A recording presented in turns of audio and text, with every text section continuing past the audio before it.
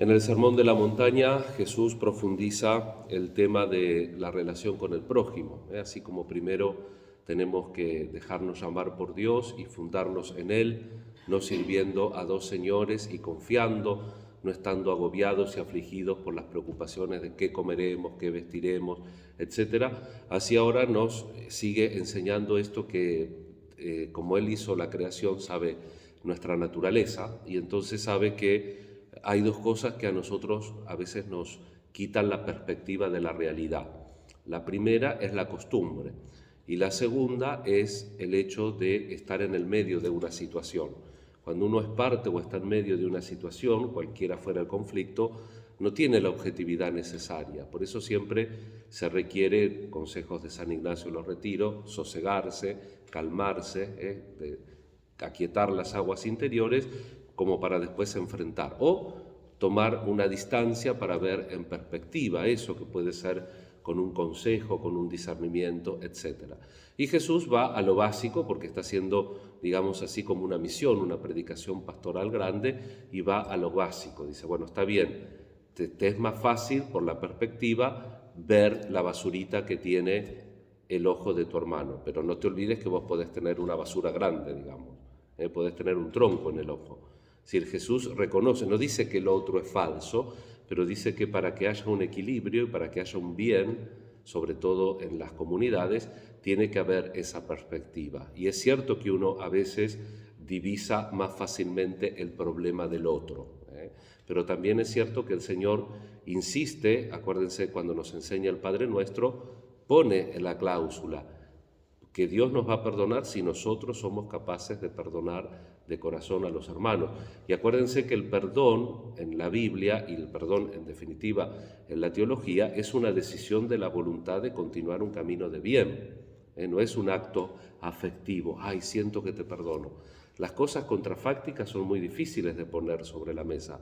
Ay, tengo una alegría enorme. Y bueno, si vos me decís, yo te tengo que creer. Entonces, el Padre es que no, bueno, si nosotros vamos a vivir solo de lo que sentimos, estamos en un problema, hasta para con nosotros mismos. Entonces, lo que nosotros tenemos que hacer es poner esas cosas en los hechos, en la voluntad.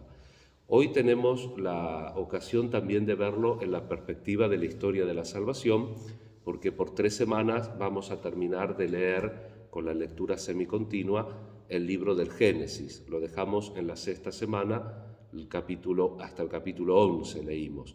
Ahora retomamos y vamos a leer hasta el fin del libro, básicamente la historia de los patriarcas. Y hoy tenemos el inicio del pueblo de Dios, un modelo de creyente para los judíos, para los cristianos y para los musulmanes. Abraham, un hombre mayor que en una ciudad muy civilizada, las primeras, por ejemplo, leyes o códigos de convivencia social, inclusive especies de leyes de tránsito, las encontramos en Ur, en Caldea, donde está viviendo Abraham. Había en esos momentos muchos movimientos migratorios, porque como toda gran ciudad también tenía mucha injusticia, venía gente a vivir de los pueblitos vecinos y se producían dificultades. Y en ese contexto, Abraham, que tenía una buena posesión, estaba afincado, recibe el llamado de Dios y es el modelo de la fe. ¿Por qué? Porque las dos promesas básicas que Dios le hace eran muy difíciles de entender. Primero, que lo va a hacer padre de una gran nación cuando él ya era mayor, como su esposa, y además la esposa estéril. Y por otro lado, que le va a dar una tierra prometida que todavía están en veremos, ¿no es cierto?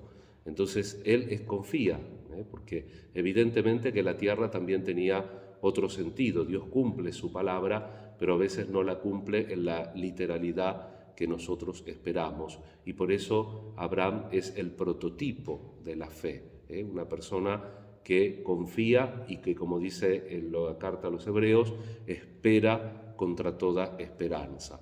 Vamos a pedir entonces también a Abraham a ir siguiendo en estas semanas el libro del Génesis, después continuaremos con algún otro del Antiguo Testamento. Vamos a pedir, revisando la historia de Dios, cómo nosotros estamos injertados en esta historia de la salvación, que también el Señor nos llama a nosotros para que dejemos nuestras seguridades y que ojalá que como Abraham tengamos esas dos respuestas básicas.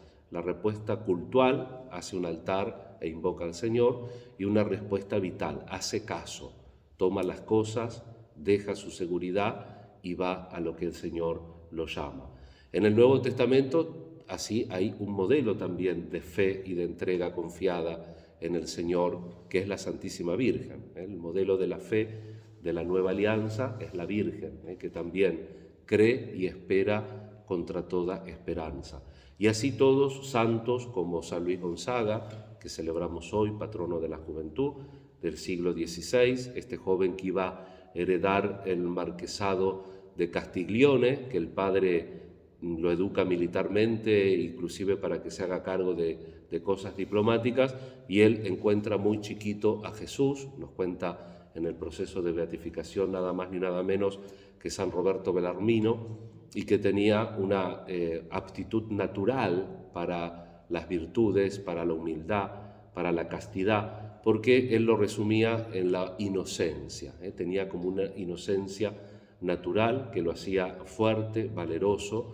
Ingresa en la Compañía de Jesús a los 16 años, en 1586, y va a estudiar después a Milán, y en la gran peste que hubo en Roma, vuelve el de Milán en 1591, y con sus compañeros en la iglesia del Jesús se dedica a atender a la gente. Mucha gente caía en la calle, víctima de la peste, y finalmente en el año 1593 se contagia y muere deseando encontrarse con Jesús, cansado, agobiado, pero siempre con la vista clara y la conciencia en Jesús. Por eso se lo representa habitualmente con una cruz, porque dice que en los últimos días no se quería despegar de la cruz de Jesús.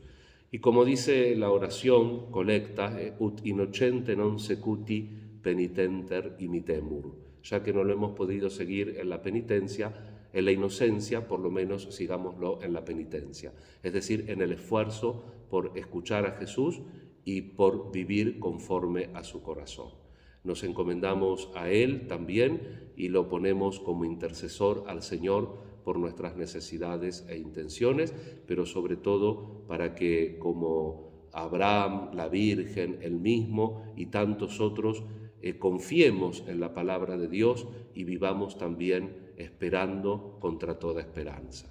Que así sea.